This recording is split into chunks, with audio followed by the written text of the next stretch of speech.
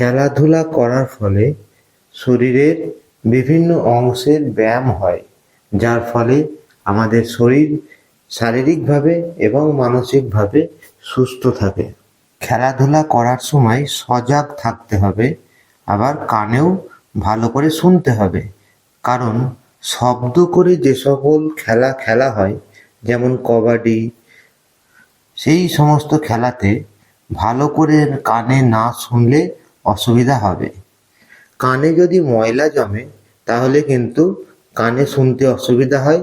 এর ফলে এই জন্য প্রতিদিন নিয়মিত কান পরিষ্কার করা উচিত, আর কিছুদিন অন্তর অন্তর কানের খোল পরিষ্কার করতে হয়। কানের ভিতর যে পাতলা পর্দা থাকে তাতে যদি আঘাত লাগে সেই ক্ষেত্রে কিন্তু কানে নানা রকম অসুবিধা দেখা দিতে পারে। তাই ছোটদের সাবধানে বড়দের সাহায্যে, অর্থাৎ বড়দের সামনে বা বড়দের সাহায্য নিয়ে কান পরিষ্কার করতে হবে। এখন যদি প্রশ্ন হয় যে শরীরের কোন অংশ দিয়ে আমরা শ্বাস নিই, সেক্ষেত্রে উত্তর হবে নাক এবং মুখ। পরের প্রশ্ন, শ্বাস নিলে শরীরের কোন অংশ ফুলে ওঠে? উত্তর ফুসফুস। কথা বলার সময় শরীরের কোন অঙ্গ কাজ করে? মুখ, জিভ। কান ছাড়া মুখের আর কোথায় কোথায় নোংরা জমতে পারে?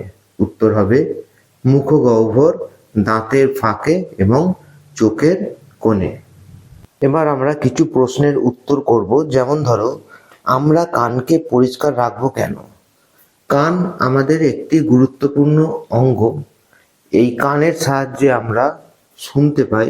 ফলে কানের যদি আমরা যত্ন না নিই, কানকে যদি পরিষ্কার না করি নিয়মিত, তাহলে কানের মধ্যে ময়লা জমে সেখান থেকে নানা রকম ব্যাকটেরিয়া বা ভাইরাসের সংক্রমণ কানে হতে পারে, যার ফলে আমাদের কানে ক্ষতি হতে পারে এবং আমাদের শুনতে অসুবিধা হতে পারে, বা একদম কানের শোনার ক্ষমতা হারিয়ে ফেলতে পারি আমরা, যদি না আমরা কানকে পরিষ্কার পরিচ্ছন্ন রাখি। এই কারণেই আমাদের কানকে পরিষ্কার রাখতে হবে।